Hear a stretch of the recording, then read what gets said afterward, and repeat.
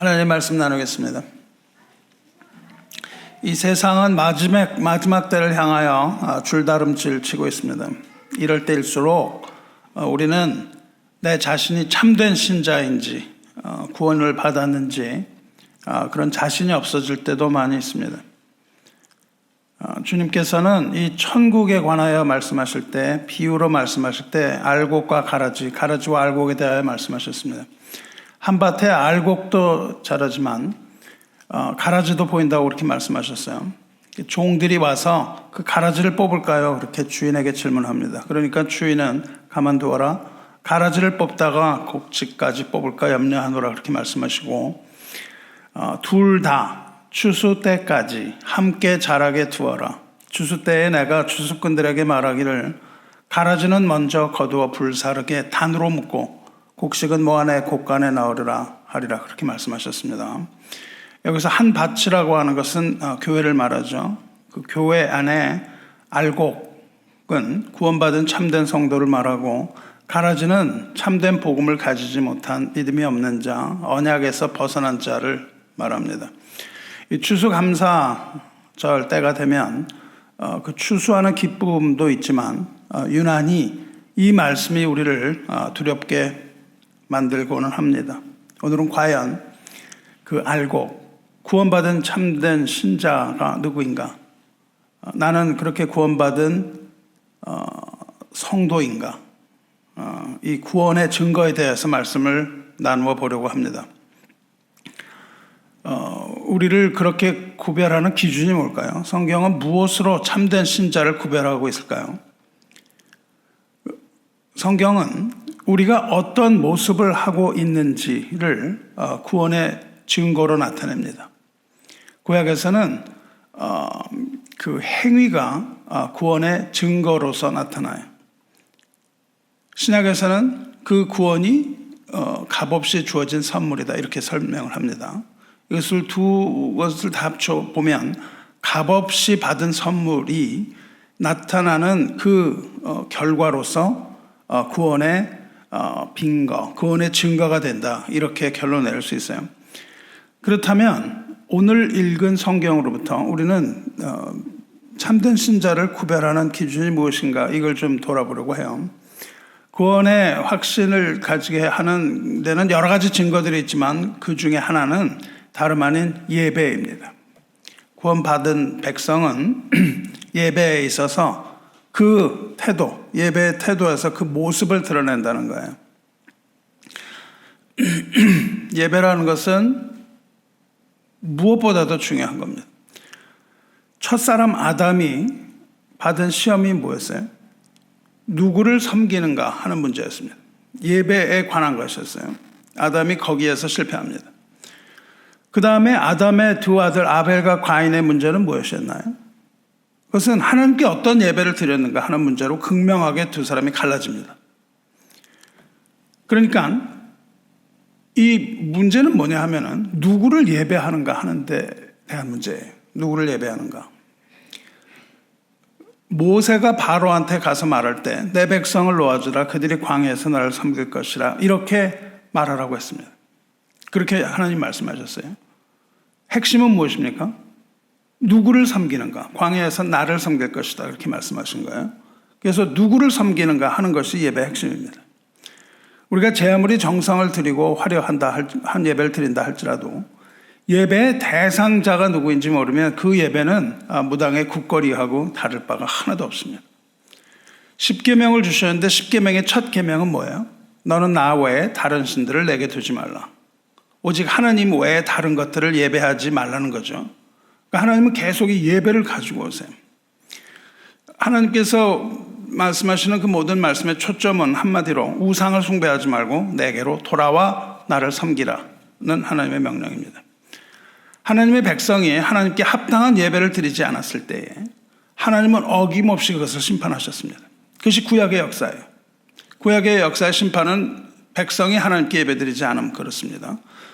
그리고 그래도 예배가 회복되지 않았을 때 하나님은 자신의 성전마저 무참히 헐어버리시고 예배를 받지 않으셨습니다.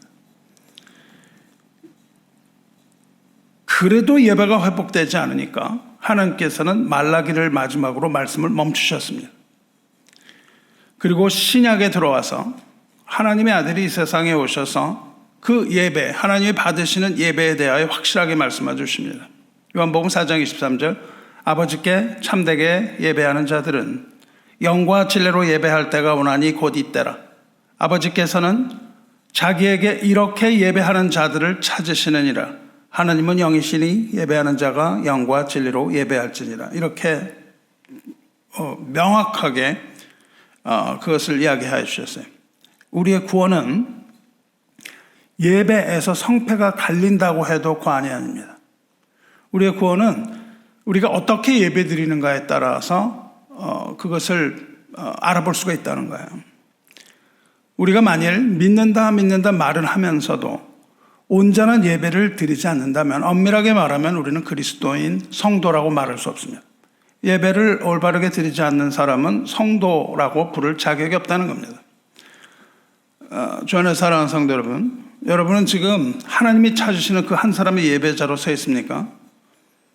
저와 여러분은 지금 하나님이 흡족하게 받으시는 이 예배, 영과 진리로 예배를 드리고 있습니까? 우리는 지금 우리의 삶을 통해서 하나님께 드리는 이 삶의 예배를 드리고 있습니까? 우리는 무엇보다도 늘 이것을 확인해 봐야 돼요. 내가 어떠한 예배자인가? 내가 과연 예배자로 서 있는가? 만약 그렇지 않다면 우리는 지금 헛된 일을 하고 있는 거니까요. 그래서 오늘은 어떤 예배가 참된 구원의 예배인지 이거를 알아보겠습니다. 예수님의 사역은, 예수님이 이 땅에 오신 이유는 예루살렘으로 가시기 위해서였어요.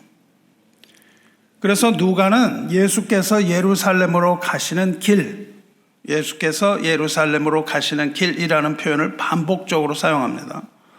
하나님의 아들이 이 땅에 오신 목적은 예루살렘, 즉 십자가를 지시기 위하여, 십자가를 지심으로 인류를 구원하시기 위함이라는 그 거대한 그림을 누가는 계속해서 반복적으로 보여줘요. 그러니까 누가에게 있어서 십자가는 아주 중요한 것이죠. 예수님이 오신 목적이 십자가라고 얘기하고 있으니까요. 그래서 오늘 본문도 어김없이 그런 표현을 씁니다. 11절 보시면 예수께서 예루살렘으로 가실 때에 이렇게 나오죠. 그러니까 그 얘기는 뭡니까? 예수님께서 십자가로 가시는 목적을 이루기 위한 일들이, 이런 일들이 일어났다. 그렇게 얘기를 하는 거예요. 예수께서 예루살렘으로 가실 때에 사마리아와 갈릴리 사이로 지나가시다가, 그렇게 되어 있습니다. 여기서 사마리아와 갈릴리를 아주 극명하게 대조적으로 보이고 있는 거예요. 예수님이 가시는 길에 사마리아와 그 유대 땅 갈릴리를 사이로 가셨다는 거예요. 사마리아인은, 사마리아에 사는 사람들 사마리아인이라고 불렀는데 그들은 혼혈 종족입니다. 그래서 오랜 기간 동안 유대인과 갈등을 겪어왔던 사람들이고, 유대인과는 마찰을 일으키고 적대감과 차별을 겪었던 사람들이에요. 유대인에게 있어서 사마리아인은, 유대인이 보는 관점에서 사마는 언약에서 떨어진 족속이, 구원받지 못한 족속, 이렇게 딱 정의를 하고 들어갑니다. 유대인들은 예배를 아무 데서나 드릴 수 없었습니다. 예배를 드리려면 반드시 예루살렘에 있는 성전으로 가서 거기에서만 예배를 드렸어요. 다른 데서 드리는 것은 예배가 아닙니다. 지금도 그래서 예배를 드리지 못합니다. 그것이 회복되지 않았기 때문에. 그런데 그렇게 해야만 되는 건데, 이 사마리아인들은 그리심산이라는 곳에다가 자기들의 성전을 세우고 거기서 예배를 드렸습니다. 같은 하나님을 예배한다고 하는데 그들은 그리심산에서 예배를 드렸어요. 그때 예수님께서 말씀하시는 것이 영과 진리로 예배 드려야 된다고 말씀하시는 것이 그 포인트에서 나타납니다. 이것은 유대인들에게 있어서 이거는 도전적 행위입니다. 예배를 거기서 드린다는 것은 말이 안 되는 거였어요. 그래서 유대인들은 사마리아인들이 성전에 들어오지 못하게 했습니다. 예루살렘으로 들어오지 못하게 했어요. 왜냐하면 더러운 족속이니까. 이런 상황에서 예수님께서 예루살렘으로 가십니다. 그런데 사마리아와 갈릴리 사이 길을 택해서 가세요. 이 구원이라는 것에 있어서 사마리아가 얼마나 중요한지를 드러냅니다. 그러나 사마리아만 중요한 것이 아니라 갈릴리 역시 중요한 것이죠. 그래서 예수께서는 그 중간길을 걸어가시는 것을 보여줍니다. 그렇게 가다가 예루살렘을 향하여 가다 한 마을에 들어가시는데 나병 환자 10명이 예수님을 만나죠. 그 이야기입니다.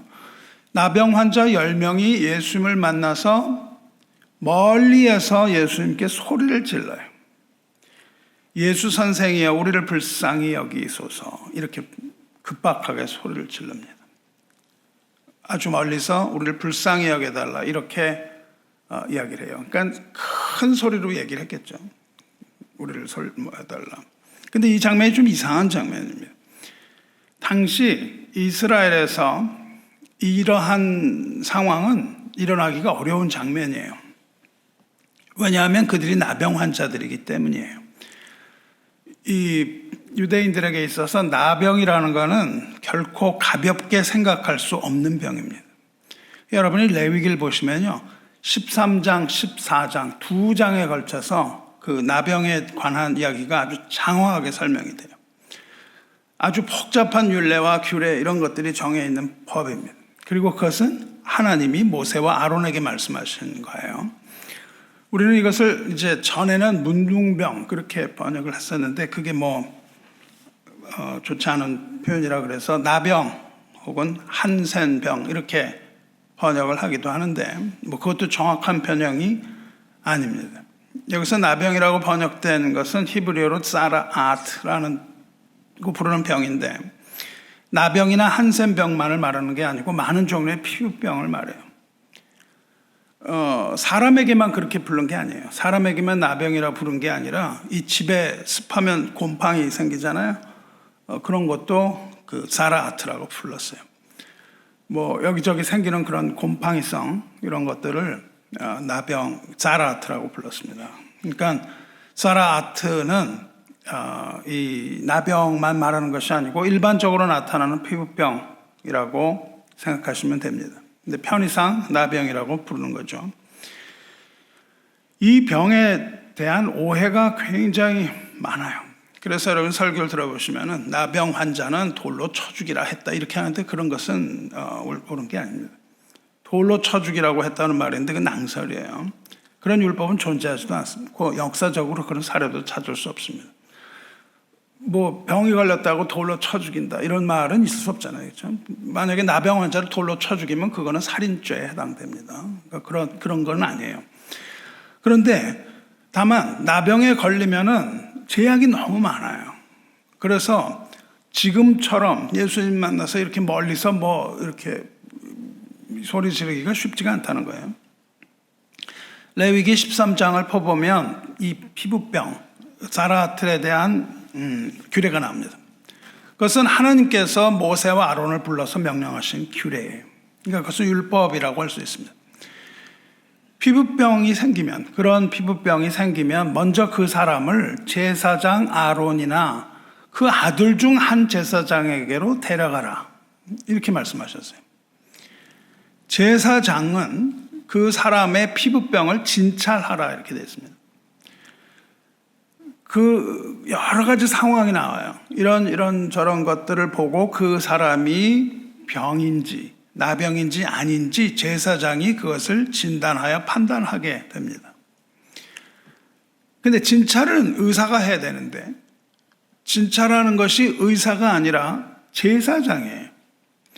의사가 아니고 제사장이 그걸 진찰한다는 것은 이 병이 단순한 건강의 문제가 아니라는 것을 시사합니다. 이 피부병은 인간의 죄를 상징해요. 하나님은 죄를 질병으로도 다스리십니다. 질병으로 다루세요.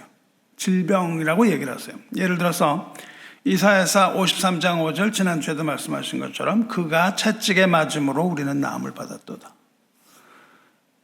여기서 하나님은 죄를 질병으로 다루시는 거죠. 죄는 질병 이상의 것이죠. 죄라는 것은 인간이 원래 가지고 있던 것이 아니에요. 그렇죠? 그리고 죄는 나중에 우리가 얻게 된 것으로 질병도 마찬가지죠. 우리가 워낙 질병이 있었던 것이 아니고 질병이 인간에게 들어오는 것이죠. 그래서 죄와 질병에는 공통점이 있다는 거예요. 병은 유전적입니다. 유전이 굉장히 많은 역할을 하죠. 그처럼 죄도 유전적이에요. 아담의 죄가 우리에게로 전이되어 오는 것이죠. 나병은 또 어떻습니까? 전염성이 있어요. 병은 전염성이 있는데 나병처럼 죄도 전염성이 있는 거죠. 우리가 한 사람이 죄를 지면 로마서에서 말하는 것처럼 그 모든 것들이 사형에 해당되는 것을 알면서도 자기가 그렇게 하면서 남한테도 그렇게 해도 좋다 이렇게 얘기를 하는 거죠. 그러니까 죄라는 것은 남한테 자꾸 우리가 권해서 그 죄를 서로 짓도록 그렇게 전염하게 되는 겁니다. 나병은 살을 썩게 하는 거예요. 살을 부패하고 썩게 합니다. 마찬가지로 죄는 우리의 마음을, 우리의 심령을 부패하고 썩게 만드는 거죠. 인간의 거의 모든 병은 아무리 현대의학이 발달해도 인간이 치료할 수 있는 병은 거의 없습니다. 거의 없어요. 의학이 치료하는 게 아니죠. 스스로 치료할 수 있도록 도와주는 거죠. 그렇죠. 우리가 감기약이니 무슨 약을 먹는다 해도 그 약이 그것을 치료해서 낫게 하는 거는 거의 없다는 거예요. 다만 우리가 그걸 할 수 있도록 환경을 잘 조성해 주는 거죠. 우리가 어디 간이 나빴다. 그래서 간이 잘못되면 죽잖아요. 그런데 의학이 그것을 도와주어서 그것이 죽지 않게 돼서 우리가 계속 생명을 유지하는 그런 것일 뿐입니다. 이렇듯 거의 모든 병은 치료가 불가능한데 나병은 더욱 그러한 거죠. 이 나병이 죽음에 이르게 하는 병인 거죠. 나병이 죽음에 이르는 병인 것처럼 죄 역시 우리를 죽음에 이르게 하는 병이라는 거예요. 그래서 병과 죄는 많은 공통점이 있는 거죠. 그래서 성경에서 이 병, 질병, 특히 나병을 죄의 어떠함으로 표현한다고요. 그런데 사실상 죄는 나병보다도 훨씬 더 고질적이에요. 왜냐하면 나병에 걸린 사람 혹은 암이나 이런 거 걸린 사람은 죽으면 그만이에요. 근데 죽음은 나병 걸린 사람이 죽으면 그 죽음은 그 육체의 고통을 종식시킵니다. 끝이 나요. 근데 죄는 죽음조차도 그것을 치유할 수 없습니다. 죽음조차도 그 고통을 어떻게 할 수 없는 인류 최대의 고질병이 이 죄라고 하는 것이죠. 이 질병을 치유할 것이 딱 하나 있는데 이 질병, 이 죄의 질병을 치유하는 것은 오직 하나님의 은혜밖에 없는 거예요. 나는 너희를 치료하는 여호와니라 이렇게 말씀을 하세요. 죄의 질병을 치료하는 분은 여호와 라파 하나님밖에 없다는 겁니다. 그런데 이사야 선지자가 이야기하는 것처럼 그리스도께서 채찍에 맞으심으로 우리는 나음을 받았다 이렇게 얘기를 해요. 여기서 나음을 받았다는 것이 얼마나 놀라운 일이에요. 여기서 말하는 그 나음이라는 것은 죄로부터의 치유를 말하거든요. 다른 어떤 것으로도 치유될 수 없는 이 아주 치명적인 질병, 이 죄에 걸린 우리가 하나님의 아들이 채찍에 맞으실 때에 그 병으로부터 나음을 받게 되었다라는 놀라운 선포입니다. 그리고 그것은 신약에 이르러서 그 예언이 성취가 되는 거죠. 그러니까 그 채찍에 맞으신 분이 누구냐? 메시아인 거죠. 이 메시아에 대하여 계속하여 예언하여 오다가 마침내 메시아가 이 땅에 오시고 실제로 채찍에 맞으심으로 그리고 십자가에서 죽으심으로 우리가 죄로부터 해방되었다. 이것이 성경의 메시지 아닙니까? 자, 그래서 이 나병이 생긴 것으로 의심이 되면 의사에게 가는 것이 아니라 누구에게 가요? 제사장에 간다고요. 제사장에게 가서 진단을 받아야 됩니다. 그럼 그 복잡한 과정을 거치는 거예요.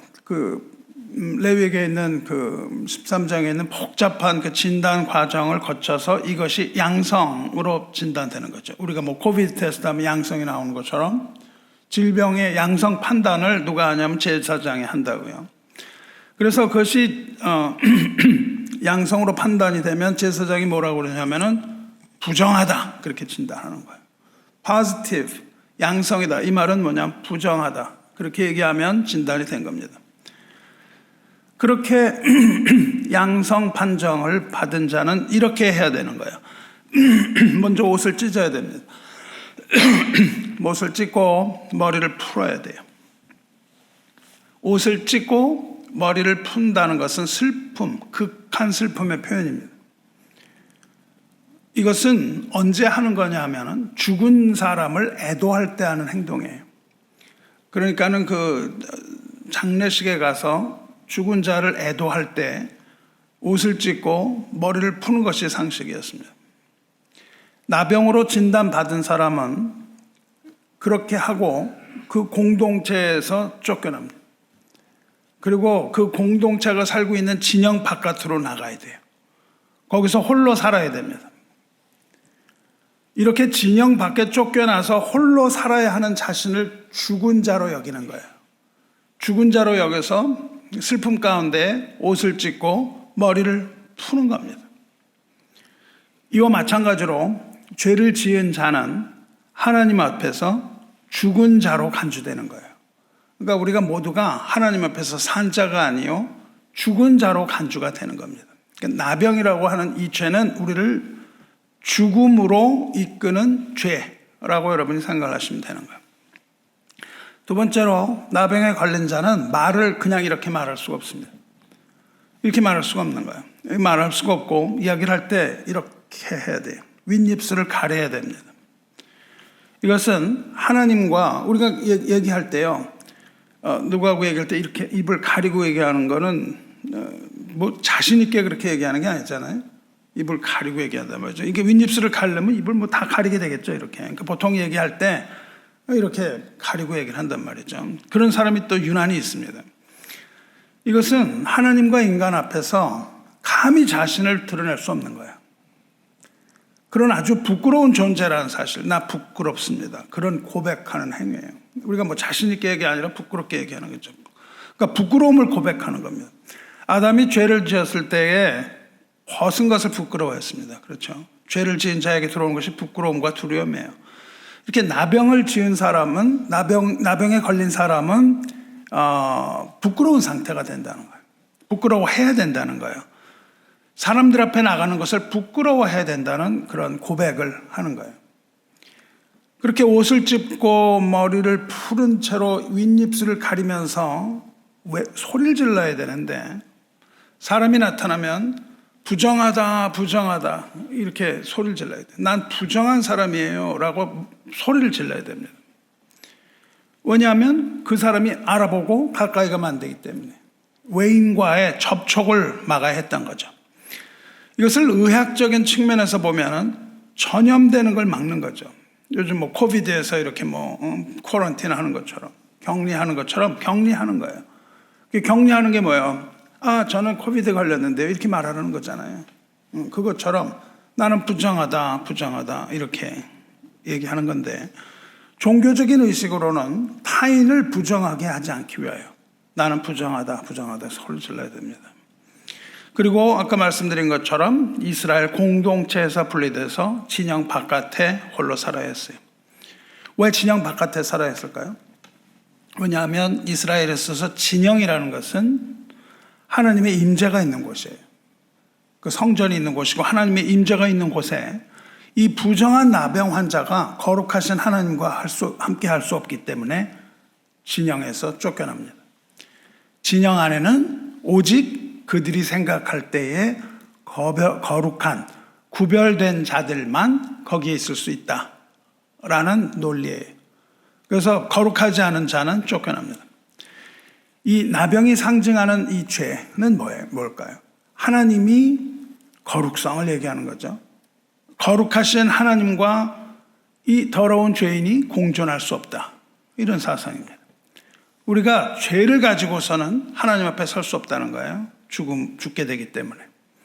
근데 형제 여러분, 이것은 죄인이 하나님과 함께 할 수 없다는 것이지 그런 영적인 진리를 상징하는 것이지 나병 걸린 자만을 죄인 취급하고 그것을 범죄자로 정죄하기 위한 그런 건 아니에요. 그래서 돌로 쳐 죽이라는 그 명령이 없는 겁니다. 예수님께서는 그들을 돌로 친 것이 아니라 오히려 이 나병 환자들을 불쌍히 여기시고 각별한 사랑과 관심을 베푸셨어요. 당시의 나병은 불치병이었어요. 그런데 나병은 날 수 없는 병 이렇게 되어 있는데 하나님께서 선지자를 통하여 뭘 계속 얘기를 하십니다. 메시아가 오실 때에 그 나병 환자가 낫게 될 것이다. 이것을 계속 얘기했다고요. 그래서 예수님께서 세상에 오셨을 때에 예수님의 길, 메시아의 길을 예비하던 세례 요한이 예수님을 보고 제자들을 예수님께 보내죠. 예수님께 보내서 아니 당신이 그 오실 이입니까? 메시아입니까? 이렇게 물어보죠. 당신이 오리라 하던 그 메시아이십니까? 이렇게 질문했을 때 예수님이 이렇게 대답하신다고요. 너희가 가서 듣고 보는 것을 요한에게 알리되, 그러니까 와 있는 제자들한테 너희 보고 들은 거를 알려라. 뭘 봤냐? 맹인이 보며 못 걷는 사람이 걸으며 나병 환자가 깨끗함을 받으며 못 듣는 자가 들으며 죽은 자가 살아나며 가난한 자에게 복음이 전파된다. 이게 다 뭐냐 하면 도저히 치유할 수 없는 것들이 메시아가 오셨을 때에 해결되는 것들을 얘기한 거예요. 선지자들이. 그러니까 맹인이 눈을 떴다. 이 얘기는 뭐냐면 메시아가 오셨다. 이렇게 알라는 거죠. 걷지 못하는 사람이 걸으면 그것은 메시아가 오셨다는 뜻이다. 나병 환자가 나으면 그러면 메시아가 오신 것이다. 이렇게 알고 있는 제자들에게 너희가 지금 보는 것, 맹인이 눈을 뜨고 못 걷는 사람이 걷게 되고 나병 환자가 낫고 듣지 못하는 자가 듣고 죽은 자가 살아나는 이것, 너희가 본 것을, 그리고 가난한 자에게 복음이 전파되고 있는 이것을 요한에게 가서 얘기하라. 이 얘기 뭐예요? 이것은 예수님의 자기 계시입니다. 예수님이 얘기를 하시는 거예요. 맹인을 눈을 뜨게 하는 것도 메시아의 증거이며 나병 환자가 낫는 것도 메시아라는 것을 증거하고 그것을 수긍하는 그런 말씀이시죠. 어떤 신학자들은 예수님이 본인이 메시아라고 하신 적이 없다 이렇게 또 얘기를 해요. 자유신학자들. 그래서 예수님을 메시아로 받아들이지 않습니다. 예수님이 메시아라 그러면 메시아라고 예수님이 얘기를 하셨을 텐데 내가 메시아라고는 안 그러셨거든요. 그런데 이 말씀은 내가 메시아라는 말씀입니다. 그것을 아는 사람들만 아는 거죠. 나병은 오직 그리스도께서 채찍에 맞으심으로 우리 대신 고통당하셨기 때문에 우리가 나음을 받는 겁니다. 할렐루야.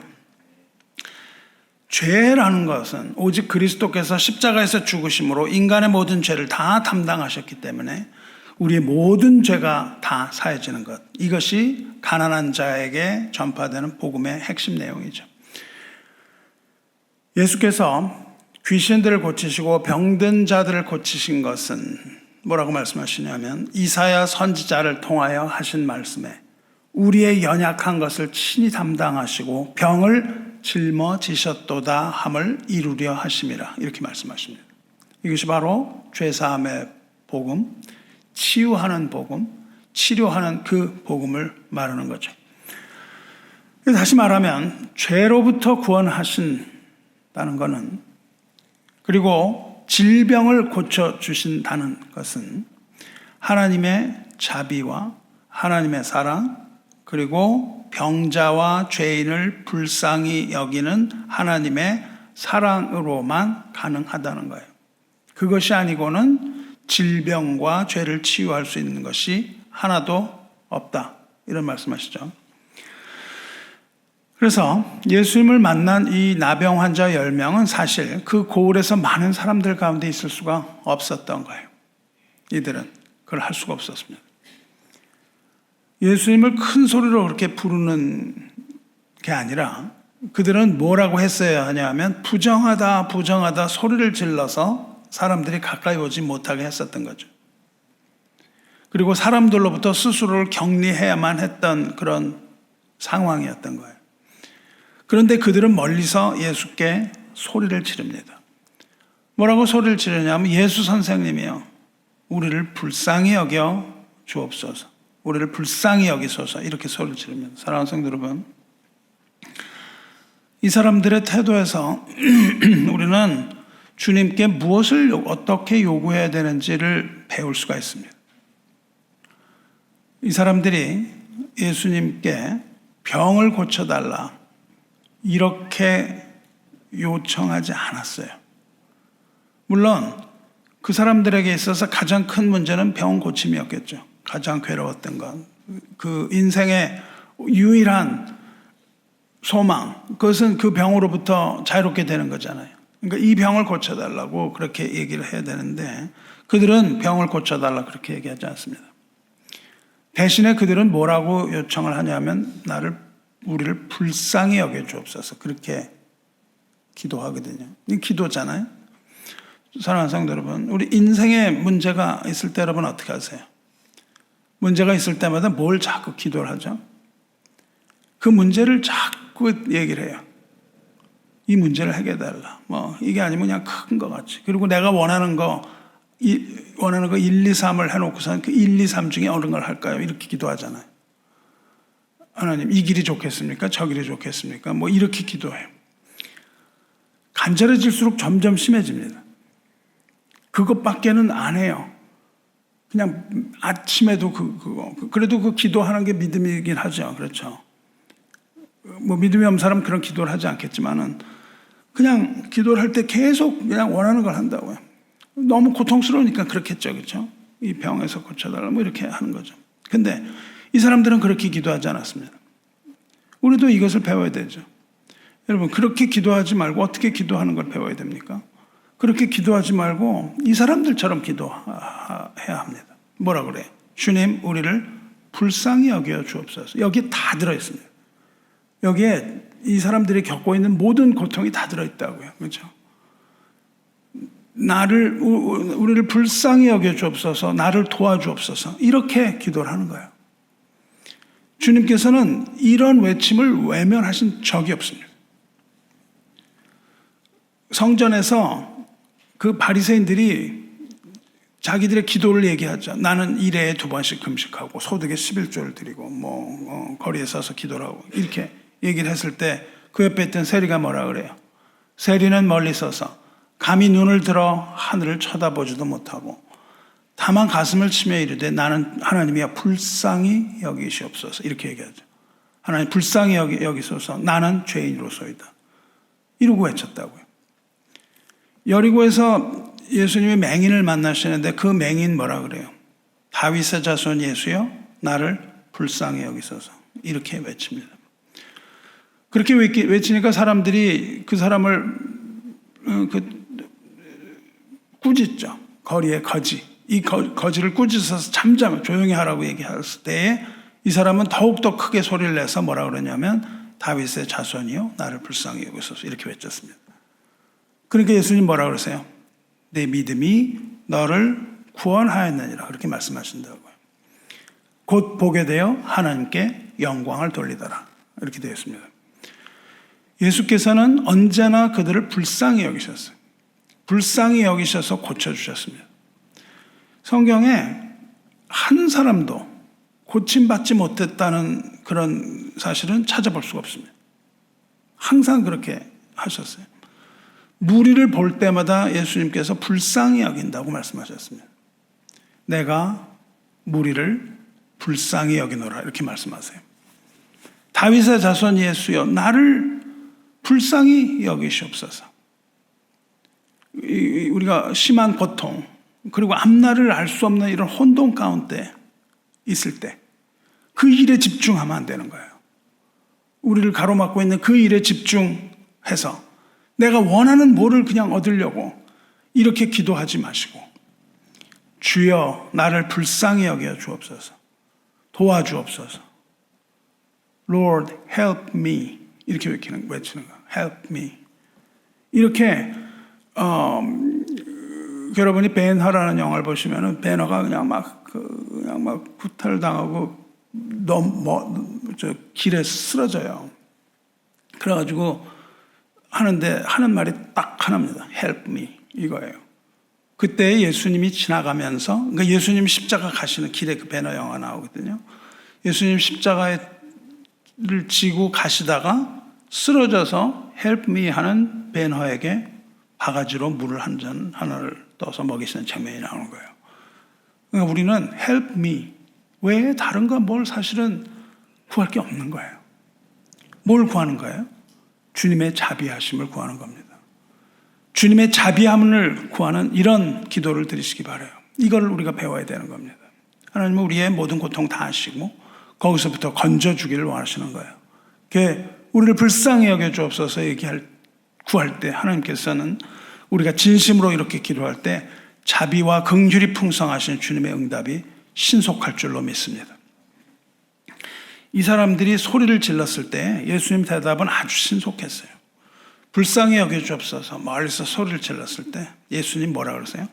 가서 제사장들에게 너희 몸을 보이라 그렇게 말씀하세요.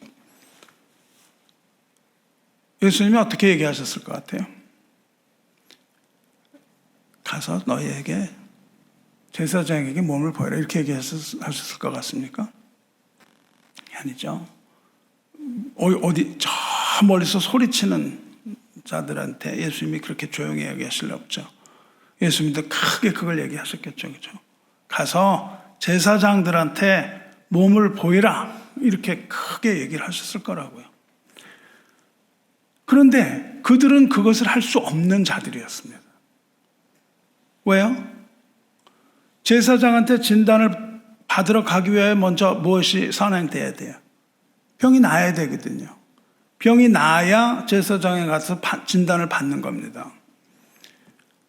만일 나병에 걸렸다가 병이 나으면 그때에 제사장한테 가서 확진 판정을 받는 거예요. 네거티브. 그러니까 병이 나아야만 갈 수 있는 겁니다. 그런데 지금 병이 나은 상태가 아니에요. 확진 판정을 받기 전에 글로 들어갔다가는 안 되는 겁니다. 그래서 병이 나은 사람이 오면 아직 확실하지 않으니까 제사장의 영문 바깥으로 나오는 거예요. 제사장이 나와서 진단하게 되어 있습니다. 그러니까 제사장한테 가기 위해서는 먼저 병이 나야 되는 거예요. 그러니까 예수님께서 먼저 가서 뭐 만지시든지 해서 병이 낫게 한 후에 자 이제 너희 병이 나았으니 가서 제사장에 가서 진단을 받아라 이렇게 말씀하시는 게 맞는 거죠. 근데 그게 순서입니다. 근데 병을 고쳐주신 게 아니에요. 병을 고쳐주지 않고 가라. 제사장한테 가라 그렇게 말씀하세요. 병이 나았다는 뜻입니다. 그래서 그런데 그들이 그 말씀을 따릅니다. 그래서 그 말씀을 따라서 예루살렘으로 향하는 거예요. 근데 율법에 따르면 그럴 수 없다는 것을 여러분 아시겠죠? 그렇죠? 갈 수가 없는 거예요. 그런데 예수님의 말씀에 의지해서 갑니다. 그런데 이 10명 나병 걸린 사람 중에 9은 유대인이었고 한 사람은 사마리아인이었다고 얘기를 해요. 한 사람은 사마리아인이에요. 사마리아인은 나병이 걸리지 않고 건강해도 거기 갈 수 없는 사람입니다. 이 사람은 가면 안 되는 사람이에요. 그런데도 이 사람 역시 예수님 말씀을 따라 간다고요. 물론 그들에게는 병 낫고자 하는 강한 열망이 있었겠죠. 그리고 예수님의 말씀을 받아들일 만한 그런 믿음도 있었겠죠. 그렇게 그들이 예루살렘을 향하여 가는 도중에 병이 나아요. 누가는 뭐라고 기록하냐면 깨끗함을 받았다 이렇게 기록해요. 그건 왜 그러냐면 레위기의 말씀에 근거해서 그래요. 깨끗함을 받았다. 그 후에 어떤 일이 일어났나요? 그들은 예수님 말씀을 듣고 예루살렘으로 가다가 병이 났다. 그 후에 어떤 일이 일어났어요? 네, 기록된 대로 그 중에 한 사람, 사마리아인 한 사람이 돌아옵니다. 예수님한테로. 돌아오면서 뭐라고 기록되어 있습니까? 돌아오면서 큰 소리로 하나님께 영광을 돌렸다. 그렇게 되어 있어요. 그리고 예수의 발 아래 엎드렸다. 그리고 감사를 드렸다. 이렇게 되어 있습니다. 그게 결론이에요. 그러면 사마리아는 그렇게 기록되었는데 나머지는 어떻게 된 거예요? 나머지는 우리가 상상해 볼 수밖에 없습니다. 그렇죠? 제사장에 갔겠죠. 분명히 간 거죠. 왜요? 제사장의 진단을 받아야 되니까. 지금 나병으로 계속 살면, 나병 환자로 살면 공동체에 있을 수 없고요. 일반인으로 살 수 없는 거예요. 그러니까 병이 나왔으니까 지금 가서 진단을 받아야 되는 거예요. 네거티브, 음성 판정을 받아야 되는 거예요. 그래야만 일반이 돼서 생활할 수 있기 때문이죠. 그래서 이 사람들은 다 갔을 거예요. 그리고 제사장은 율법에 있는 대로 나가서 진찰했을 겁니다. 그리고 만일 나병의 환부가 나았다면 레위기 13장, 14장에 그것이 기록되어 있는데 레위기 14장에 있는 그대로 1년의 의식을 행하는 겁니다. 그러니까 나병 환자가 돌아와서 이제 나병 환자 아니다 이렇게 판정을 받으면 끝나는 게 아니라 그 뒤에 해야 할 일들이 굉장히 많아요. 먼저 그렇게 되면 제사장은 우슬초 히스업이라고 그럽니다. 이것을 가져다가 물을 뿌려서 정결 의식을 해야 돼요. 우슬초 의식은 정결 의식입니다. 그것은 뭐냐면 병이 깨끗하게 나았다라는 것을 알리는 신호예요. 그래서 누가는 깨끗함을 받았다 이렇게 표현하는 거예요. 우슬초의 의식을 치러야 합니다. 우슬초 그 의식만으로 끝나느냐? 아니에요. 제사장은 그 병이 나은 사람한테 제물을 가져오라 그래요. 그리고 여러 가지 희생 제사를 드려줍니다. 그 제물을 사용해서. 이 병이 나은 사람은 속죄제라는 걸 드려야 돼요. 속죄제뿐만 아니라 속건 제물이라는 것을 가지고 와서 속건제라는 제사도 드려야 해요. 그리고 나서 번제와 소제라는 것까지 다 제사를 마쳐야 됩니다. 그래야만 네거티브 도장을 찍어주는 거죠. 그래야만 그 나병의 저주로부터 해방이 돼서 이제 그 진영 안에 있는 공동체에서 일반인으로 다시 살아갈 수 있게 되는 거예요. 그러니까 이 사람들은 분명히 그걸 했을 거예요. 그렇죠? 그래서 제사장에게 가서 그걸 했는데 그 사람들은 그 9사람은 예수님께로 돌아오지 않았다 이겁니다. 돌아오지 않았고 한 사람만 사마리아만 예수께 돌아왔는데 이 사마리아인이 제사장에 갔는지 안 갔는지는 알지 못하죠. 다만 돌아왔을 거예요. 그런데 그 제사장을 만난 9명에 관해서도 무슨 일이 일어난지는 잘 알지 못해요. 근데 이 사마리아인은 제사장에 가는 게 난감했을 거예요. 그렇죠? 왜냐하면 지금 나병도 있지만 사마리아인이라는 어떤 핸디캡이 있잖아요. 그는 유대인이 아니고 이방인이었으니까요. 그러니까 이 사람은 정말 갈 데 오갈 데 없는 사람이죠. 그는 성전에 들어갈 수도 없는 처지고 제사장에 갈 수도 없는 처지입니다. 더구나 그 제사장이 확진을 하고 병이 낫고 제사장이 확진을 해줘도 유대인처럼 거기서 살 수도 없는 존재인 거예요.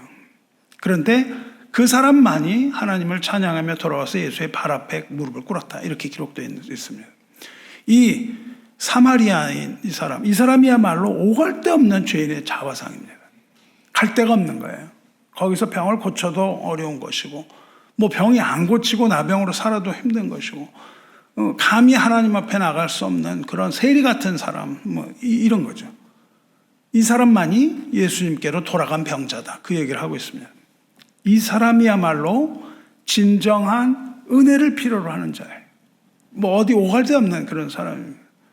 우리가 여기서 보아야 하는 것은 하나님의 은혜가 아니고는 스스로를 구원할 수 없는 완전하게 타락한 죄인의 모습입니다. 그것이 바로 이 돌아온 이 사마리아인이에요. 이 사마리아 사람, 이 돌아온 사마리아를 예수님이 보세요. 그리고 예수님이 이렇게 말씀하십니다. 17절 예수께서 대답하여 이르시되 10사람이 다 깨끗함을 받지 않았느냐. 그러니까 사마리아인도 나병이 나은 거죠. 이 모든 사람이 다 병은 나았다고요. 병은 났어요. 제사장을 받는지 안 받는지는 기록 안 되어 있습니다. 10사람이 다 깨끗함을 받지 않느냐. 그 9은 어디 있느냐 이렇게 물어보신다고요. 나머지 9은 다 어디 갔어? 예수님 그걸 몰라서 물어보시겠어요? 어디 간 거야? 이렇게 질문하십니다. 사랑하는 성도 여러분, 그 9은 어디 있을까요? 어딜 갔을까요? 우리는 그들이 어디 있는지 알지 못합니다. 아마 완쾌 판정을 받고 제사를 드리고 평범하게 살지 않았겠어요? 그러면 그 사람들은 구원을 받은 삶이냐 이거예요. 그 사람들은. 우리가 확실하게 여기서 말할 수 있는 것은 그렇지 않다는 겁니다. 그 나머지 9명이 구원받지 못했다는 것을 예수님 말씀하세요. 왜냐하면 이렇게 질문하신 예수께 돌아온 사마리아인에게 이렇게 말씀하시죠. 그에게 이르시되 일어나 가라, 네 믿음이 너를 구원하였느니라. 이렇게 말씀하셨다고요. 그렇죠? 이 돌아온 한 사람에게만 가라, 네 믿음이 너를 구원하였다. 이렇게 말씀하셨다고요. 그 이야기는 뭐냐면 나머지 9명 그렇지 않다는 거예요. 이 나머지 9명은 병고침을 받았겠죠. 그러나 그들의 영혼이 구원받지 못했다는 사실을 우리는 볼 수 있습니다. 왜냐하면 오직 사마리아인만이 예수님으로부터 그 믿음을 인정받기 때문이에요. 우리가 믿음으로 구원받는 사실을 안다면 이 믿음을 인정받은 사람은 사마리아인밖에 없습니다. 당시에 제사장들은요, 불법 제사장이 많았어요. 요즘 같으면 그냥 막 불법으로 안수받고 막 목사가 된 이런 거 비슷한 거죠. 그리고 그 제사장들은 예수님과 갈등 관계에 있었습니다. 예수를 죽이려던 자들이죠. 그 제사장들이. 제사장을 만난 9은 예수님께 돌아오는 것이 아주 두려웠을지도 몰라요. 왜냐하면 그 제사장들은 예수님과 갈등 관계에 있고 예수님을 미워하던 자들이었기 때문에 그들을 만나고 예수께 다시 돌아오기는 어려웠을 겁니다. 그래서 그들은 예수께 돌아오지 않았습니다. 그런데 그들이 알지 못했던 것은 참 제사장은 예수님이라는 사실을 모르는 거예요. 그래서 그 제사장들에게만 자기의 모습을 보이고 병 고침을 받은 거죠. 예수님께서 그 압은 어디 있느냐 이렇게 질문하셨는데 이것은 아무나 할 수 있는 질문이 아니고 하나님만이 할 수 있는 질문입니다. 이 질문은 하나님께서 아담에게 하신 질문과 같은 거예요. 아담이 에덴에서 죄를 짓고 숨었을 때 하나님 뭐라고 그러세요? 하나님이 아담을 부르시며 네가 어디 있느냐 질문하시거든요. 그게 보통 질문이 아닌 거죠. 네가 어디 있느냐? 너 지금 네 상태가 뭐냐? 너는 누구냐? 그 말씀하시거든요. 그랬더니 내가 동산에서 하나님 소리를 듣고 내가 벗었으므로 두려워하여 숨었나이다 이렇게 말하죠. 이게 죄인의 모습이에요. 하나님 앞에 나가지 못하는 겁니다. 사람이 말이죠. 자기 자리를 지켜야 되는 거예요. 사람이 우리가 있어야 할 장소를 지키지 못하고 이탈할 때 하나님이 던지시는 질문입니다. 우리가 교회를 잘 다니다가 예를 들어서 하나님을 떠나잖아요. 그때 하나님이 우리에게 던지시는 질문이 그거예요. 내가 어디 있느냐? 이 질문 하신다고요. 우리 존재에 대해서 물으시는 아주 대단히 실존적이고 근본적인 질문이에요. 네가 어디에 있느냐? 우리가 항상 생각해야 됩니다. 이 9명의 나병 환자가 있어야 할 곳이 어디예요? 다름 아닌 예수님 앞이라는 거예요. 그런데 사마리아 사람만이 돌아와서 예수님의 발 아래 엎드려서 감사를 드렸습니다. 엎드려서 감사를 드린다는 건 한 단어로 뭐라고 그러냐면 경배라고 불러요. 그 사마리아 사람만이 주님을 경배했다는 거예요. 그 사람만이 예수님이 구원자라는 것을 인정하고 주님 앞에 예배를 드렸다는 뜻이기도 한 거예요. 나머지 9은 제자리를 지키지 않았습니다. 성도 여러분, 우리는 자리를 지켜야 돼요. 여러분의 성도로서의 자리를 지켜야 돼요. 여기서 이탈하면 안 됩니다. 여기서 이탈하시면 안 돼요. 지킬 자리를 지키지 않는 것이 하나님 앞에 죄예요. 우리는 예배자로서의 본분을 지켜야 돼요. 예배자로서 이탈하면 안 됩니다. 우리가 예배 자리를 떠날 때 하나님이 진노하시는 거예요. 이거 성경 전체가 얘기하고 있습니다. 예배자여야 할 사람이 예배자로서의 자리를 떠나면 하나님이 진노하시는 거예요. 그리고 물어보신다고요. 내가 어디 있느냐. 이 악한 영들이 말이죠. 왜 타락했죠? 자기 자리를 지키지 않았기 때문이에요. 그래서 그들은 하나님의 심판을 받습니다. 유다서 1장 6절 보시면 또 자기 지위를 지키지 아니하고 자기 처소를 떠난 천사들을 큰 날의 심판까지 영원한 결박으로 흑암에 가두셨으며 그런다고요. 옛뱀, 곧 마귀라고도 하고 사탄이라고 하는 그 계시록의 큰 용, 그 큰 용이 하늘에 있는 별의 3분의 1을 꼬리로 끌어다가 땅에 던집니다. 그들이 뭐냐 하면 자기 처소를 떠난 천사들이에요. 타락한 천사입니다. 인간이 에덴에 있어야 되는 인간이 그 처소를 떠나는 것, 그것이 바로 죄예요. 우리가 있어야 할 자리, 예배자로서의 그 자리, 그것은 마치 자기를 처소를 떠난 악한 영들, 시험받을 그 타락한 천사들과 같은 모습이라는 거예요.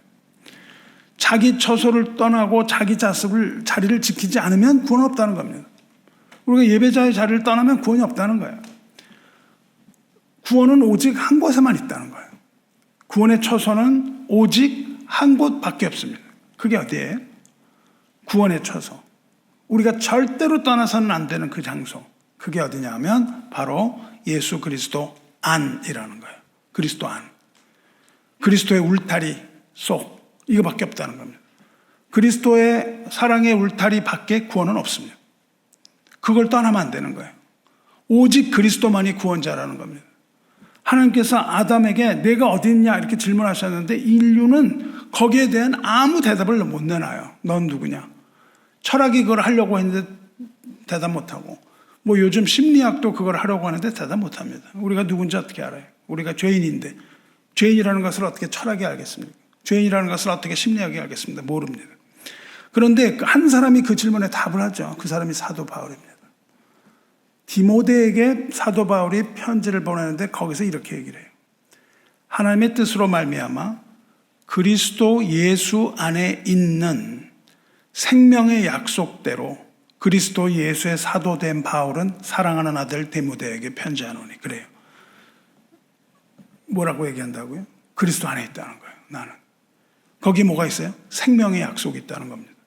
그리스도 안에 생명의 약속이 있는 거예요. 그러니까 우리가 그리스도를 떠나면 안 되는 거예요. 제자들이 예수님을 떠날 때 예수님 뭐라고 그러세요? 이상하게요. 예수님이 설교를 잘 못하셨는지 설교만 하면 다 떠나요. 모조리 떠납니다. 다 떠났어요. 예수님이 복음을 얘기하시면 다 떠나셨어요. 다 떠나버려요. 마지막 남은 제자들에게 예수님 말씀하시죠. 너희도 가려느냐. 그렇게 말씀하신대요. 그러니까 베드로가 뭐라 그럽니까? 주여 생명의 말씀이 주께 있사온데 우리가 어디로 가오리까? 그러죠? 생명의 말씀은 주님밖에 없습니다. 그것이 아닌 사람은 다 주님을 떠나갔다고요. 거의 대부분 사람들이 다 떠나가요. 그러나 생명은 예수 그리스도 안에만 존재하는 거예요. 예수 그리스도의 울타리 밖에 구원은 없다는 겁니다. 오직 거기만 우리가 있을 자리예요. 그래서 하나님이 던지신 그 질문, 아담아 내가 어디 있느냐, 이때 우리는 뭐라고 대답을 해야 돼요? 우리는 그리스도 안에 있는 생명 안에 있습니다. 이렇게 대답을 해야 되는 거예요. 그렇다면 이 사마리아는 어떻게 주님께로 돌아와요? 이 말씀 뜻하는 게 뭐예요? 이 10명의 나병 환자들은 모두 그 나병에 대한 레위기 말씀 깨달았어요. 즉 율법을 깨달았다는 말은 죄를 깨달았다는 거예요. 이 사람들이 죄를 깨달았다고요. 다. 그런데 여기서 우리에게 말씀하시는 것은 분명합니다. 율법의 행위로는 구원을 얻을 수 없음을 우리는 아는 거예요. 그 제사장에 가서 그 의식을 함으로써 구원 얻을 수 없습니다. 율법은 그 행위로 구원을 얻는 수단이 아니에요. 인간이 아무리 선한 일해도 구원을 얻을 수 없는 거예요. 그렇다면 율법의 기능이 뭐예요? 로마서 3장 20절. 율법의 행위로 그의 앞에 의롭다 하심을 얻을 육체가 없나니 율법으로는 죄를 깨달음이라. 깨달은 거예요. 이게 죄라는 것을 깨달은 겁니다. 그 나병이 죄라는 걸 깨달아야 돼요. 율법의 기능은 죄를 깨닫게 하는 거예요. 율법의 기능은 죄를 깨닫게 해서 우리로 하여금 절망하게 만드는 겁니다. 이게 죄라는 것을 깨닫고 율법으로 해결되지 못한다는 걸 깨닫는 거예요. 그 절망이 우리 신앙의 시작이에요.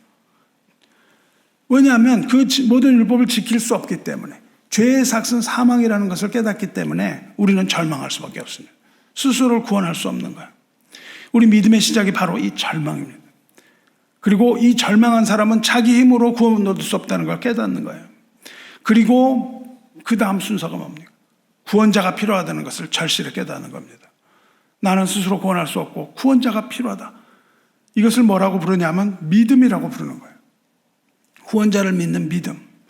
그래서 우리는 율법은 우리로 하여금 구원자가 필요하다는 것을 알게 해주는 기능하는 순기능을 가진 역할을 하는 거예요. 그래서 율법이 필요한 겁니다. 그래서 우리를 구원자, 참된 구원자, 즉 그리스도에게로 인도하는 것이 율법입니다. 우리가 스스로 구원할 수 없고 우리는 오직 그리스도로만 구원을 받는다는 것을 알아서 율법이 우리로 하여금 그리스도 앞으로 데리고 간다는 거예요. 사도 바울이 갈라디아서 이것을 분명히 말하고 있습니다. 율법이 우리를 그리스도께로 인도하는 초등교사가 되어 우리로 하여금 믿음으로 말미암아 의롭다 함을 얻게 하려 함이라. 믿음이 온 후로는 우리가 초등교사 아래에 있지 아니하리라. 그렇게 얘기한다고요. 이 사람들이 그 율법을 따라서 제사장에게 갔죠. 근데 그 율법의 인도함을 받은 한 사람이 있었다는 거예요. 그 한 사람이 누구냐면 사마리아인입니다. 율법은 그 사마리아인을 인도하여 어디로 데려다 줘요? 예수님 앞으로 데려다 주는 겁니다. 나머지 9은 율법의 행위로 구원을 얻으려고 한 거예요. 그걸 한 겁니다. 제사장이 시키는 대로 희생제사를 통하여서 정결하게 된 거예요. 하지만 그들은 오직 예수님이 그들을 불쌍히 여겼기 때문에 나병이 낫고 완쾌 징단을 받은 것뿐입니다. 동물 희생제사로는 구원받지 못한다는 것을 절실히 알려주는 거예요. 근데 사마리아인을 보세요. 예수께로 돌아와요. 누가는 이것을 아주 분명하게 기록합니다. 예수님께로 돌아온 거예요. 15절 보시면 그 중에 한 사람이 자기가 낳은 것을 보고 큰 소리로 하나님께 영광을 돌리며 돌아와, 그 단어를 쓰죠. 18절 보면 예수님 말씀하실 때 이 이방인 외에는 하나님께 영광을 돌리러 돌아온 자가 없느냐, 이렇게 2번이 나와요. 그런데 여기서 돌아오다라는 단어는 아주 희귀한 단어예요. 여기 사용된 그 헬라어 단어가 후포스트레포라는 단어인데 이건 보통 사용하는 단어가 아니에요. 성경에 찾아보시면 없어요. 제가 찾아보니까 성경에 이게 35회 나오는데요. 35회 중에 갈라디아서, 히브리서, 그 다음에 베드로 후서에서 각각 한 번씩 썼습니다. 나머지는 모조리 누가복음하고 사도행전만 나와요. 누가복음, 사도행전 누가 기록했어요? 누가가 기록했습니다. 그렇죠? 누가복음과 사도행전을 기록한 누가가 아주 애용한 단어예요. 그래서 이 희귀한 단어를 사용해서 돌아왔다는 걸 하는데 그 단어는 그러니까 보통 있는 단어가 아니에요. 만들어진 단어겠죠. 그걸 뭐냐면 후포스트레포 이렇게 합성한데 후포라는 건 뭐냐면 뭐 아래라는 거예요. 아래. 스트레포가 돌아가는 거예요. 그러니까 지금 뭐냐면 뭐 아래에서 돌아간다는 거예요. 아래에서. 아주 겸손한 상태가 된 거죠. 아주 낮은 상태가 된 걸 말합니다. 뭔가가 굉장히 낮은 상태가 돼서 돌아갔다는 단어예요. 이거는. 무엇을 시사하고 있습니까? 즉 사마리아 이 사람이 회개했다는 것을 강력하게 시사하고 있다고요. 언어를 선택함에 있어서. 돌아온 사마리아인이 누구라고 지금 얘기하고 있는 거예요? 돌아온 이 사마리아인이 바로 돌아온 탕자라고 얘기를 하고 있는 겁니다. 그 돌아온 탕자. 아버지를 떠나서 회개하고 돌아온 자. 사마리아인이야말로 회개하고 아버지께로 돌아와 죄를 용서받은 탕자가 아니겠어요? 그 탕자를 보고 예수님이 가라, 내 믿음이 너를 구원하느니라 이렇게 말씀하시는 거예요. 즉 이 사람은 나병 환자, 즉 죄인이었으나 율법의 행위로 그것을 구원받은 것이 아니라 불쌍히 여겨달라고 간절히 청하고 제사장에게로 가다가 병이 나은 후 회개하고 돌아와 믿음으로 구원을 받은 죄인, 이것을 상징적으로 보여줍니다. 그리고 이것이 바로 우리의 자화상입니다. 우리가 바로 돌아온 탕자, 돌아온 사마리아인, 이 모습을 우리가 가지고 있는 것이죠. 이 사마리아인은 누구입니까? 돌아온 탕자인 동시에 썩어져가는 구습을 따르는 옛사람을 벗어버리고 심령이 새롭게 되어서 하나님을 따라 진리와 의로 거룩함 지으심 받은 변화된 새 사람이라고 얘기하고 있는 거예요. 완전히 새 사람이 되어서 예수님 앞에 돌아옵니다. 성도 여러분, 오늘 설교를 시작할 때 제가 질문 던졌는데 구원받은 자와 구원받지 못한 자, 알 것과 가라지를 구분하는 한 가지 성경적 기준이 예배에 있다고 말씀드렸잖아요. 근데 이 말씀이 딴 데로 흐른 것 같은데 그렇지 않습니다. 그것을 설명하기 위하여 이 말씀을 드린 거예요. 진정한 예배자가 구원을 얻는 자다. 이렇게 말씀드렸어요. 그렇죠? 진짜일 것 같아요? 구원을 받았는데 예배는 안 드리는 사람이 있을 것 같습니까? 진정한 예배가 구원 얻은 자일까요? 진정한 예배를 드리는 자가 구원 얻은 자일까요? 그렇다면 구원 얻은 자가 드리는 예배는 도대체 어떤 예배냐 이거예요. 한번 생각해 보시기 바라요. 이 사마리아인의 행동을 보시기 바라요. 이 사람은 자기가 나은 걸 보고 큰 소리로 하나님께 영광을 돌리며 돌아옵니다. 그리고 예수의 발 앞에 엎드려요. 발 앞에 엎드리는 행위는 경배의 모습이라고 말씀드렸어요. 다시 말하면 예배를 드렸다는 뜻입니다.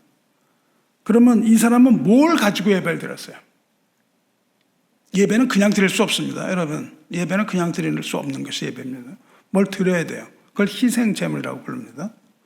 여러분이 예배 나오실 때 희생제물을 가지고 나오시는 거예요. 그러면 이 사람은 뭘로 예배를 드렸냐고요? 뭘 드렸다는 거예요.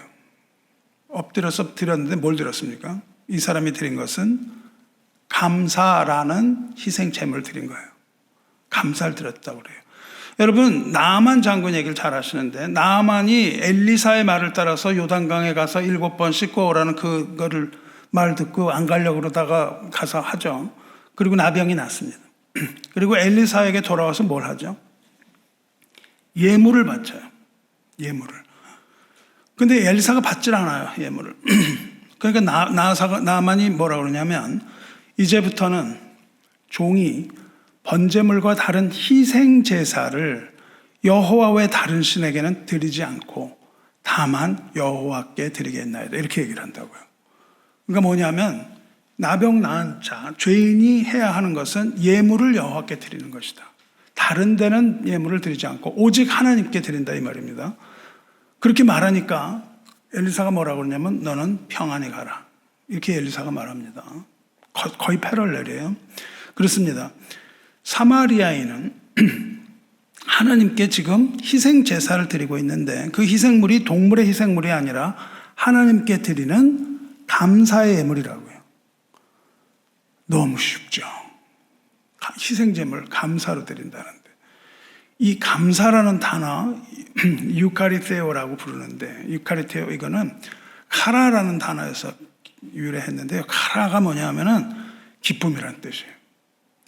감사는 단순한 그냥 인사치레가 아니고 기쁨을 견디지 못하는 거예요. 우리가 하나님께 감사를 드리는 것은 기쁨을 견디지 못하는 거예요.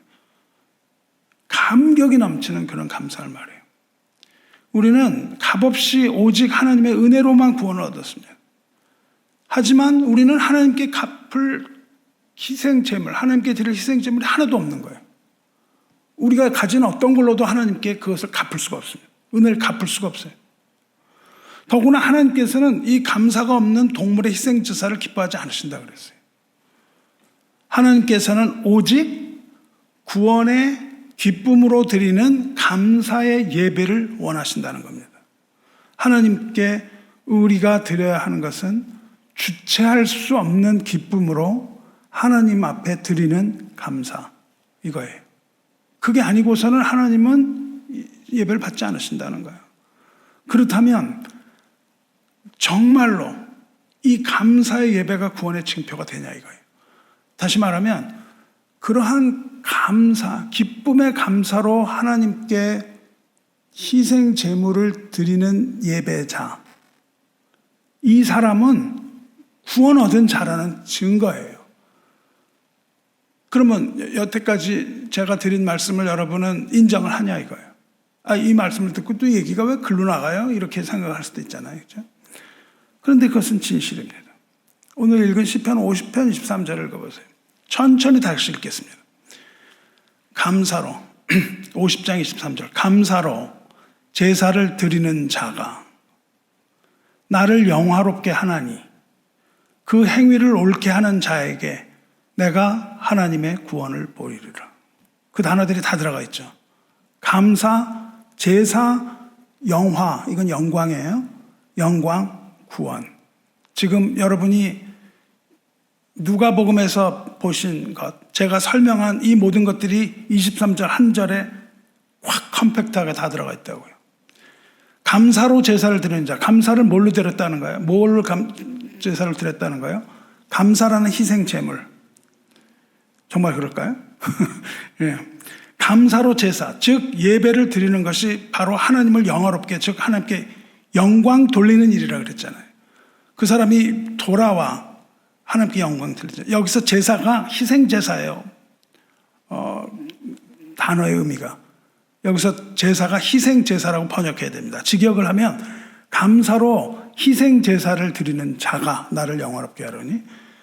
여러분, 사마리아 사람이 그렇게 어떻게 했어요? 돌아와서 예수님 앞에 엎드려 감사 제사 드렸다고. 이 행위가 바로 하나님께 영광을 돌리는 행위예요. 여러분, 영광이 뭡니까? 질문해요. 하나님께 영광을 돌리라. 너무 어려워요. 뭐 하는 거예요? 여러분이 기쁨으로 하나님께, 기쁨을 제물로 하나님께 드리며 예배 드리는 것이 하나님께 영광 돌리는 거예요. 뭘로 제물 드린다고요? 감사를 희생으로 드리는 거예요. 그러면 여기서 말하는 제사가 정말 희생 제물, 감사가 희생 제물이었냐 이거예요. 그걸 알기 위해서 길었지만 앞부분을 다 읽은 거예요. 앞부분을 보세요. 하나님은 동물 희생해서 드리는 제사를 기뻐하지 않는다고 그러세요. 그리고 감사로 하나님께 제사를 드리라고 하셨습니다. 그리고는 환난 날에 나를 부르라 이렇게 말씀하시는 거예요. 감사로 제사를 드리라. 그리고 환난 날에 나를 부르라. 내가 너를 건지리니, 구원이죠. 내가 나를 영화롭게 하리로다. 그 얘기는 미리 하신다고요. 환난 날에 나를 부르라. 지금 일어났던 일 그대로입니다. 이 나병 환자가 했던 행동 그대로예요. 환난 날에 나를 부르라. 내가 너를 건지리니 내가 너를 영화롭게 하리라. 나병 환자 10명이 소리질러 주님을 불렀던 것처럼 환난 날에 나를 부르라. 하지만 나머지 9은 돌아와서 감사의 제물을 드리지 않았어요. 오직 사마리아인만이 회개하고 돌아와서 주님 앞에 엎드려 감사의 희생제물을 드리고 하나님을 찬송하며 하나님께 영광을 돌렸습니다. 사랑하는 성도 여러분, 만일 저와 여러분이 우리 마음 깊은 곳으로부터 진정으로 감사하는 이 마음을 가지고 하나님 앞에 나와 엎드려서 예배 드린다면 그것이 바로 하나님께 영광을 돌리는 진정한 예배입니다. 영과 진리로 드리는 예배자의 모습이 바로 이거예요. 우리 본절 23절 그렇게 감사 예배 드리라는 바로 전에 회개에 대한 말이 나와요. 22절 보세요. 하나님을 잊어버린 너희여 이제 이를 생각하라. 그렇지 않으면 내가 너희를 찢으리니 건질 자 없으리라. 즉 회개하고 돌아오라는 말씀이에요. 이 나병 환자의 이야기와 전혀 다른 것이 없습니다. 이 시편 50편이 똑같은 얘기를 하고 있어요.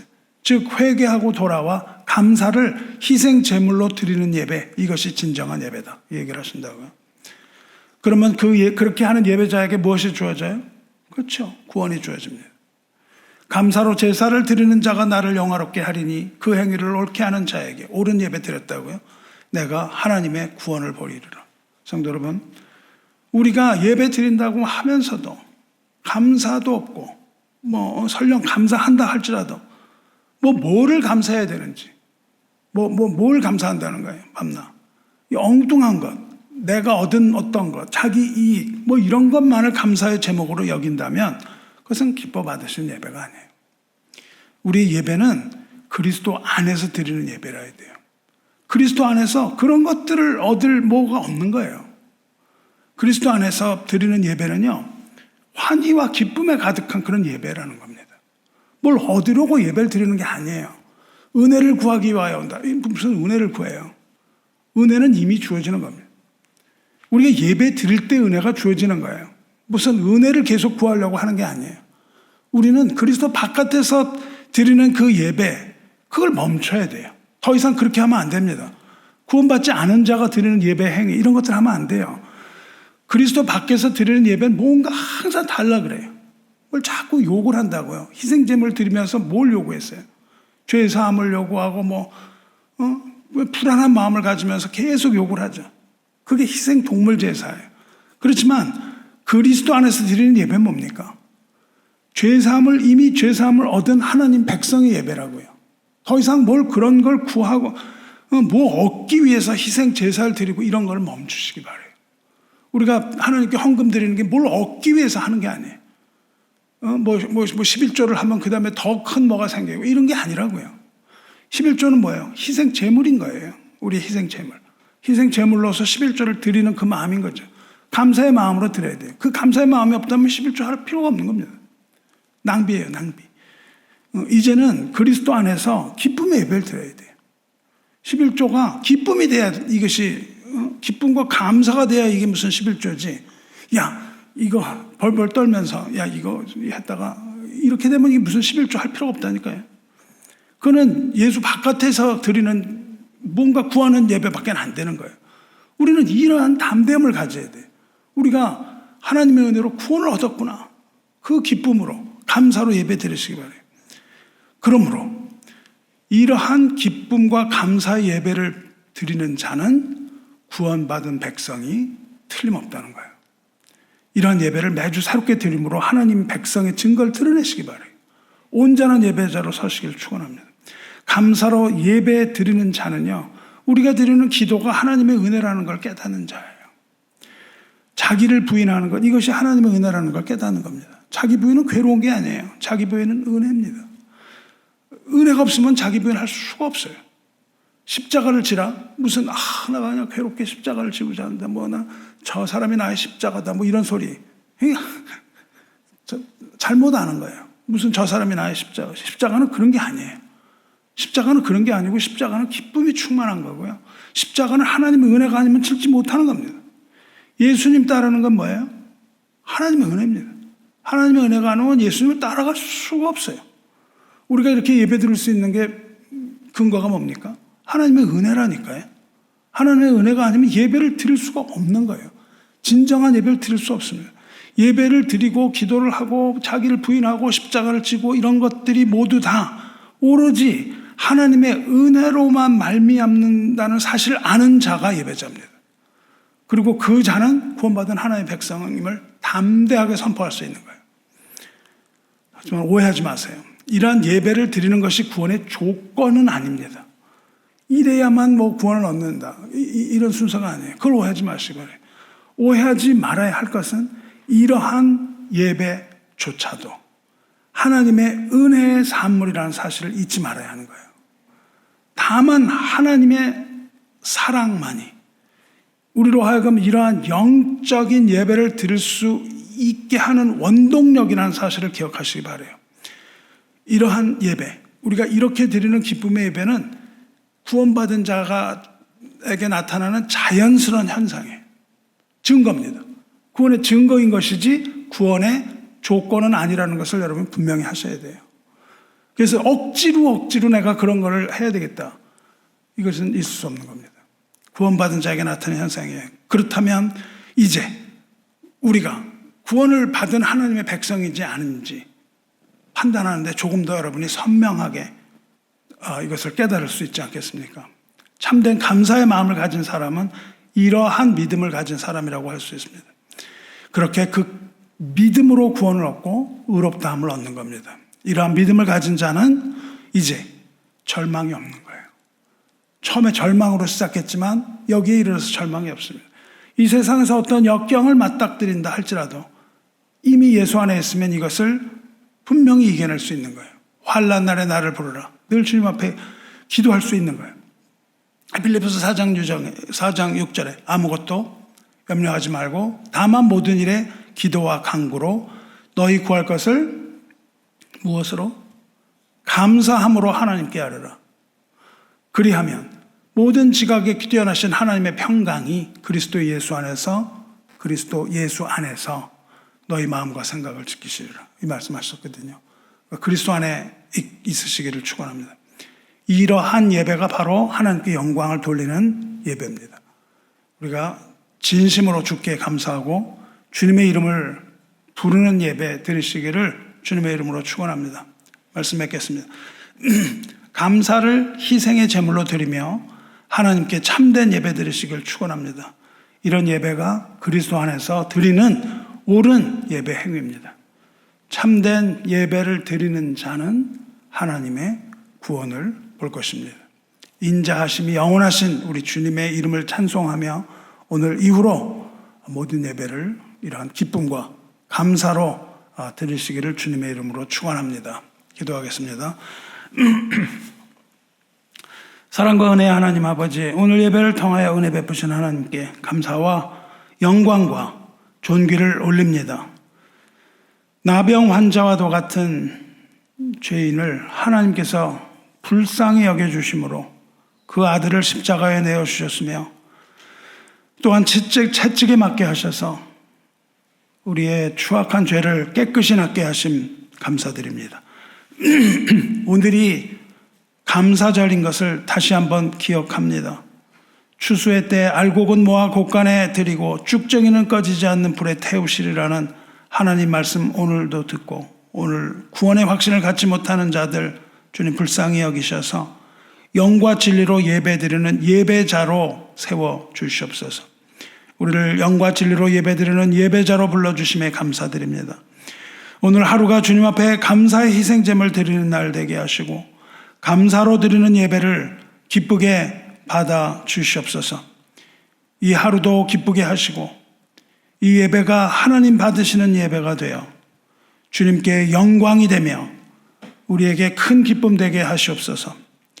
무덤덤하게 그저 참여하는 습관적 예배를 버리고 이제 가슴 벅찬 예배 드리기 원하오니 우리의 심장이 뛰게 하시고 주 안에서 우리가 뛰놀게 하여 주시옵소서. 긍휼과 사랑이 풍성하사 죄인을 불쌍히 여기시고 채찍에 맞으시고 또한 십자가에 오르셔서 우리 죄를 모두 용서하신 하나님의 아들 우리 주 예수 그리스도의 이름으로 기도드리옵나이다. 아멘.